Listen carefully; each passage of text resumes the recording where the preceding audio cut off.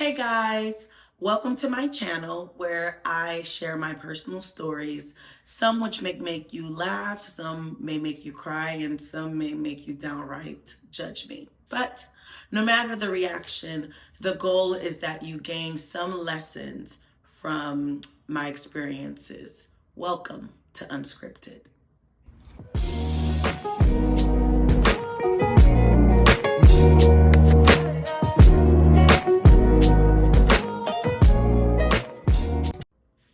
All right, so as you can see, today's episode is actually not in my office. I'm actually in my home office, although you can't tell. This was like the best lighting I can get at this juncture. And you know, my non-speaking co-host Kiki is not with me doing my hair. So y'all forgive me for not just the way I look right now, although it's just all this natural beauty today. However, before I tell you my story, look what came in the mail, you guys. So some of you may know this already. In June, I earned a doctorate degree in education with concentration in organizational leadership. So this actually came in the mail. Oh my gosh, be it known that the Board of Trustees, upon recommendation of the faculty by virtue of the authority vested in it by law, has conferred upon Anne Pierre, that's my name, Dina's my middle name, the degree of Doctor of Education, specialization in organizational leadership, distinction with all rights, responsibilities, and privileges thereto appertaining, given at San Diego, California, this 3rd day of June, 2024. So I earned my doctorate degree the day after my birthday. So this year, June was, my birthday month was just amazing for so many reasons. Some reasons I will actually tell you guys later as part of my story, but this came in the mail. I've officially been conferred.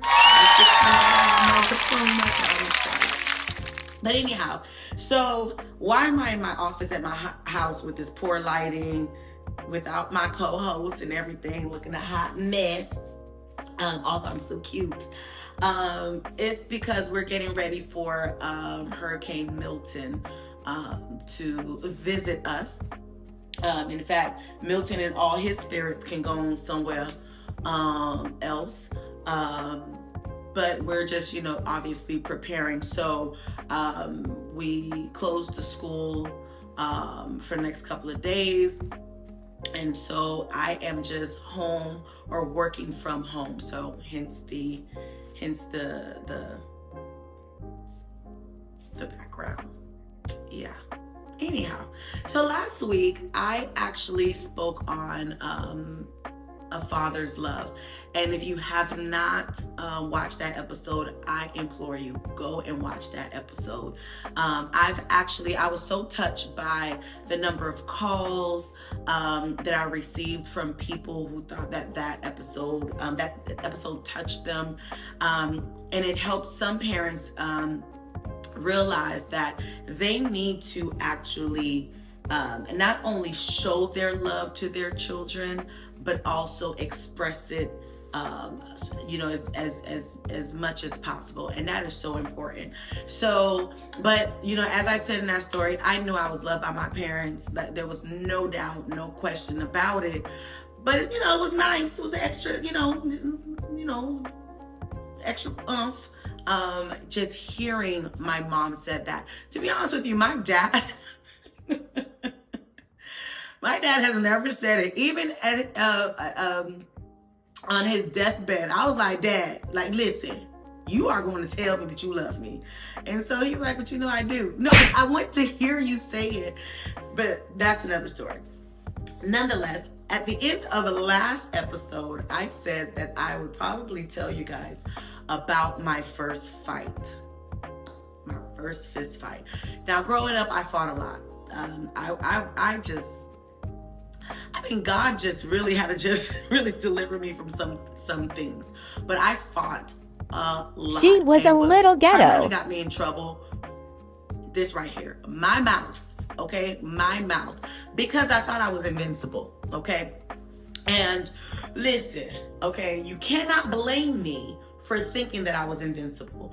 I have so many brothers and sisters, and if you look at them, although they are all sweethearts, they're so loving, so caring. Like my family, we have such big hearts. But if you look at us, we'll mean mug you in a heartbeat. We will mean mug you in a heartbeat. We tend to have our defenses up. We don't know you, so why are you talking to us? That type of attitude or mentality. There's pros and cons to that. But nonetheless, so growing up, I didn't have to fight much. Okay, I just didn't have to. I would just call my brothers. They'll take care of that. In fact, one time I actually called my sister because some of the kids were bugging me, and she sure enough was like, oh, okay, I'm gonna come to the school. I'll never forget, it was Grant Knee Elementary. And by me saying the name of the school, if my siblings are watching, they should know which one of you I'm referring to. But she came to the school. She missed her bus because we weren't going to the same school. But she missed her bus just to make sure she came. And she was like, hey, so it's my understanding that you have a problem with my sister. And all of a sudden, those kids were acting like, oh, no, it's not a problem, not a problem, not a problem. And I just love the fact that I had people who had my back. Okay, I just felt secure. I felt safe. But on the flip side, it caused me to be a little bit arrogant. Okay, because I knew that you could try me, okay, all you want to, but my family, they would have my back. Now, mind you, let me tell you why part of that was stupid. None of them attended the same school. So what if they wanted to fight me that instant? What if they wanted to fight me after school? Like I had this sense of boldness laced with arrogance, not realizing the danger that I was putting myself in. And that's a lesson. Be careful with how you're presenting yourself, how you treat people, how you talk to people. Because baby, listen, you may not be as safe and secure as you think you are. So the Bible says, show yourself friendly. So be friendly. Let's love one another. Anyway, so, but I wasn't thinking like that. And then it didn't help that my stature, I've always been a big girl. I could mean mug you like none other. And because they knew that my family, my siblings could fight, they automatically assumed that I could fight. Now, mind you, at that point, I did not know how to fight. Point blank period. Because I didn't have to. I mean, I don't count fighting with my siblings, which, they always beat me up. So, I didn't count that as me equipping myself to, in terms of learning how to fight or defend myself. So I just had all my mouth. I had all my attitude. I had my stature to make me, seem like I'm big and bad and so forth. I used all of that to my advantage. And the fact that I knew that, look, you mess with me, okay, just know that my brothers are going to come, my sisters are going to come, and even if they weren't going to come, they didn't know that, okay? Because some of my brothers and sisters, they're like, look, we ain't got time for that. We got time for the little elementary games. Go to school, your job is to learn, leave them alone, whatever. And just shut it, like keep your mouth shut, so then people would not want to fight you. Anyhow, so one day, and actually let me say this. So the way it was at my school, and I don't even know why it was like this. you didn't just fight, okay? Well, let me not say I don't know why. We didn't want to get in trouble, okay? We didn't want to get in trouble with authorities, but we didn't have a problem fighting. So because of that, we scheduled our fights, okay? So now that was sometimes to the advantage of the person that really didn't want to fight within that fight, right? So we scheduled the fight. So the fight, we knew it would be after school, so around 3:30, anytime between then, and then we would go like maybe a few blocks up, okay? Because after a certain amount of blocks, the school authorities, they're not going to come after you, and you're not liable. They're not liable for whatever stupidity that we decided to do at that point. So we would always schedule the fight. Now, one of the reasons why it was good to schedule a fight, because that gave you enough time, okay, for you to spread the news of the fight enough and to in front of certain people, i.e. your teachers and such, without saying it directly to the teachers. And the reason why some of us did that was because if we knew that was gonna get our butt whooped, we would say it enough. Like, yeah, I'm gonna beat this person up. Yeah. Whoop, whoop, whoop. At such and such street, I'm ready. 3 o'clock. Whoop, whoop, whoop, whoop. And the reason why we did that, so that the teachers would interject themselves and say, hey, their job was then to diffuse the situation. And so for those of us who did not want to fight, we had all that mouth, okay? Had all the neck roll and everything. Had all of this and whoop, whoop, whoop, all of that. But did not want to fight. It gave us enough time to make sure we spread the words to the right people so they could diffuse the situation. So if I couldn't get my family to come, I just knew I would just snitch on myself without directly snitching on myself, if that makes any sense. Okay.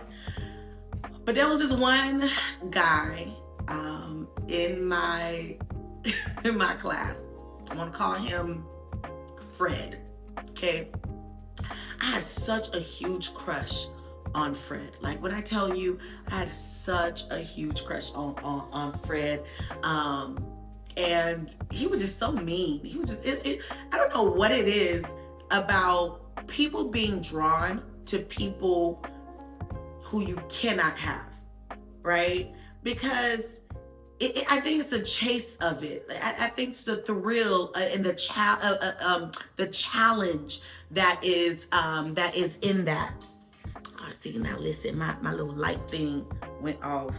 I don't even know how to turn it on, so y'all just excuse me on my bootleg video. But anyhow, so there I was,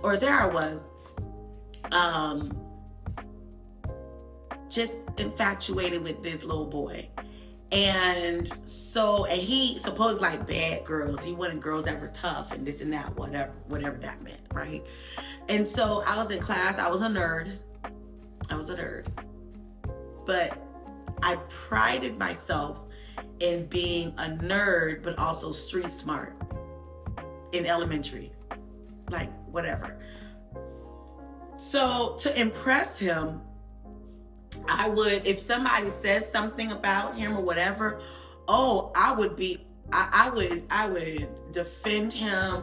I would roast them, or at that time I would say diss them as much as possible. And so I was getting his attention because, people who tried him, and he was always the cool guy, so they didn't really try him as much. But we would jones one another. We would just roast one another or diss one another, and I just always had his back until I'm gonna call this guy Edward. Edward said some things to Fred, and I just let him have it. It was so unbecoming of a young lady. I just let him have it. Now, at that point, if Fred was interested, that went out the door. Why? Because now I became one of the boys. Okay, I became one of the homies. So I friend zoned myself while I was trying to impress him. So I just messed it all up for myself, which is a lesson within it itself. You know, I don't know many guys that like women that want to be with a woman who acts like a guy. I'll let that marinate. Okay. Anyway, so Edward, you know, he started dishing some things to me. I started dishing some things to him, and then it became personal. I was going for the jugular. It just became so personal to where he was Caucasian, or he's Caucasian, and he started like visibly turning red. And I saw that, and something told me, girl, you better stop. Stop, you're going too far. But then I looked at Fred, who was like laughing and seemed to be pleased by my actions, that I allowed that to just make me just continue. And so he was going to come at me. He was coming at me. And so some of the guys were like, no, don't do that. And no, that's a girl. No, she need to remember that she's a girl. Boo, boo, boo. And I was like, oh my gosh. And I was like, in my mind, I was like, oh my gosh. But what was coming out of my mouth was, dude, you ain't gonna do nothing. Bruh, I wish you would. I wish you would try me. What? And again, in my mind, I had my brothers, I had my sisters, like I was secure, I was safe. Until that little boy said, I will see you today after school, 3 o'clock at such and such street. Ain't nobody scared of you. Ain't nobody scared of you. Look, and you better be there on time. Get your butt whooping on time, because I got things to do. Wow. Back in my mind, I'm like, okay, all right, he wants to fight. And as always, I got my brothers. Let me page them, because at that time we had beepers. They were not responding back. SOS 911. No response at all. Could not get a hold of them. And I worked it out. I can't even really remember how I worked it out, to where we decided that we could not fight that day. Oh, I remember now. Oh, so I did my customary things, and I'll never forget this teacher, Miss Peters. Miss Peters? Yeah, Miss Peters or Miss Peterson. No, her name was Miss Peters. Miss Peters, I made sure that I spoke enough to where she caught on to what was happening, and had a whole conversation with us. And we were all innocent, whatever. And because Miss Peters said, I will personally be there today, and I better not see you. Yes, ma'am, no problem. I turned to him. I was the idiot that turned to him and said, she gonna be there today, but she ain't gonna be there tomorrow, bro. I'll see you then. What? As if I fought. Dumb, just dumb. But in my mind, I figured, okay, I would go home, I would tell my brothers and sisters what happened, and then they would show up like they always did. Okay, well, I went to it was really, honestly, 2 of my siblings that would always just be there, like they would be the ringleader. If I had them, everybody else would follow suit. I went to my brother. My brother's like, nah, bro. I got an art contest. I do my presentation, whatever. I can't, sorry, can't come tomorrow. Went to my sister. No, you got yourself into this. You're gonna get yourself out. Hold up. Mayday. Put a pause. What part of this is y'all job? Y'all job is to always protect me and keep me safe that you guys do not understand. Like, what? Nope. I was left alone by myself, had to figure it out. I dug myself a hole, and I had to get myself out of the hole. That's pretty much what I got from them. Okay. So the next day I said, okay, I'm really going to talk about this fight to ensure that the authorities would call. I actually misbehaved that whole day in hopes that I would get suspended. Because if I could get suspended for 2-3 days, I'd rather get a whooping from my mama and from my daddy and whatever sibling they decide to whoop me. So I'd rather get a whooping from all of them than from me not to be able to show face at the school. Okay? Because if I'm suspended, after 3 days, you come back, I mean, we would have moved on by that time. At least I would have had, I would have been justified. Said, nah, man, listen, I ain't trying to fight because, my parents beat the bricks off me, and I'm not with that. So whatever. If you want to get that, you win. Whatever. Instead of just saying, I'm sorry, I went too far, y'all, and I'm sorry can go a long way. But instead of me saying, I'm sorry, I went too far, I don't even know what I was thinking, look, let's squash this, my mind ain't even on this, I just want to focus on work. Instead of doing that, I challenged that man to meet me at 3 o'clock at such and such block. After school, I'm walking, and I'm just contemplating, what am I going to do? How am I going to get myself out of this situation? And I couldn't. Why? Because all of a sudden, after school, there's a whole entourage that found me. And they are walking with me. And Fred was right there. Okay? Just walking with me. Like, you ready? And they're hyping me up. And I'm like, scared as all get out. But I'm trying to get the confidence because, hey, I cannot back out.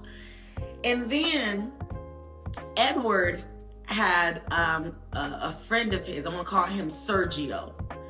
Tall dude. He was in elementary. He looked like he was should have been in high school. Like, that's just how tall, how big, stocky he was. And he's like, man, be her. She got all that mouth and whatever. So I'm like, look, Sergio, you can get this too. What? Just so dumb. So dumb. Nonetheless, it's time for us to fight. And we're just, I looked at him and I can tell that he didn't want to fight as well. He did not want to fight just as much as I did want to fight. But at this point, we had so many people around. There was at least 20, 25 kids there. So many kids that was just surrounding us. Because back in the day, yes, we had a school bus, but the majority of us walked to and from school. So there was just a lot of us there. And we're looking at each other, realizing that we really cannot back out. Although we probably should, and we know we should have, we did not. We just felt like we could not. And that's what the bad thing with peer pressure. That's the bad thing with pride. That's the bad thing with just being ignorant. That's the bad thing with just not with just simply not apologizing. Right? Or taking it too far, not taking people's feelings into consideration. All of that resulted in this moment where we are about to fight. So we started, he pushed me first. And when he pushed me, I said, Edward is not weak here. So I pushed him back. Thank God I wasn't weak. He pushed me. I pushed him back. Sergio's like, look, y'all gonna keep pushing or y'all gonna start punching? Okay, let's go. So we put our dukes up. That dude swung. I don't know what Jet Li move I did. I moved back. And I got up. When I moved up, I punched him instantly. So if you land the first punch, okay, 9 out of 10, you will be deemed the winner. So at that point, I was confident. Okay, I'm like, whoo, okay. It landed. He seemed like it affected him. So maybe I'm gonna win. This dude punched me. So I punched him.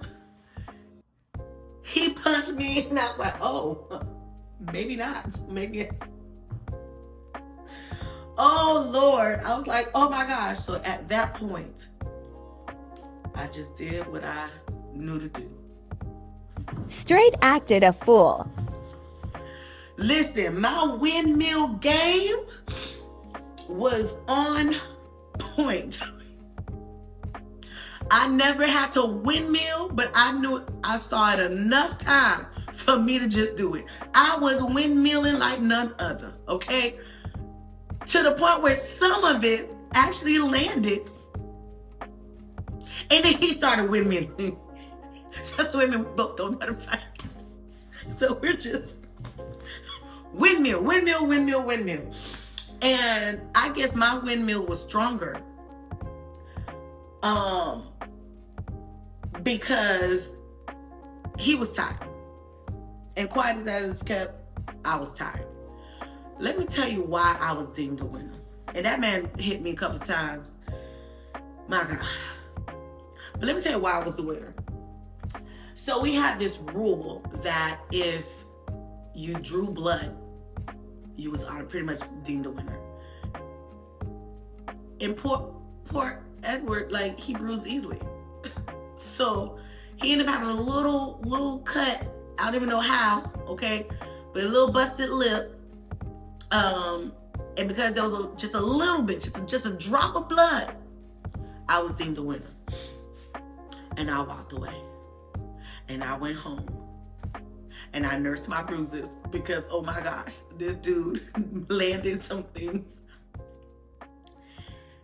And yeah. So now, here I was the following day. I'm thinking, I don't want to, talk a lot of nonsense. I beat him up. He can't do nothing. This and that. The next day, I saw Edward, and I was planning on talking a whole lot of smack. What I missed was the person standing next to Edward. Oh yeah. Edward brought his brother to school. Let me say that again. All that protection, all that, confidence that I had because my family, they big and bad, whatever. I never considered, hey, maybe the other person also have family members, friends, people who love and care for them that would also do this very same thing that my family did. So here was Edward's brother. I was like, hey, you the beep that touched my brother.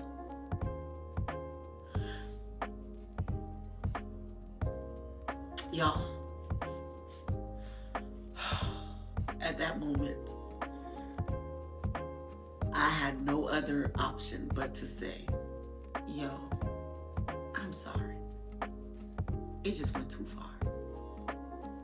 Because I and Gina Pierre was not going to get my butt whooped again. Because real talk, Edward won that fight. Edward won. But I wasn't going to get beat up by this tall dude who looked like he could knock me out. Listen, I'm sorry. I just went too far. And you know what? It's not even worth it. All of a sudden, the maturity level that I should have had from the very beginning instantly came. And the brother was like, that's all you have to say. If you had said that from jump, if you had said that from the very beginning, we wouldn't be here. But if you touch my brother again, I'm going to. And he threatened me. And let's just say I've never bothered Edward again. Edward never bothered me. But also, I never allowed, after that point, at least I don't think I've done this, allowed someone else to influence that type of reaction. Because all of this stemmed from something that really did not involve me. It was me liking a guy, a little boy. And, you know, people, we just roasting each other or whatever. And I was trying to impress him. And everything spiraled out of control. That taught me a valuable lesson to just, number one, be yourself.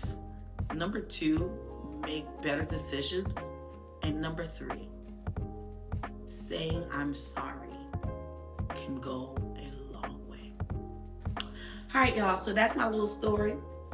It's a quickie. Hopefully, it's a quickie. But tune in to next week's episode of Unscripted. In the meantime, rewatch my episodes, share all of my episodes, and go on my social media pages, Instagram, Facebook. Follow me at Works by Dina, and just share. All right, until next time. Oh, and don't forget to subscribe to my channel so you don't miss out on any upcoming episodes. Be safe out there, guys. Bye.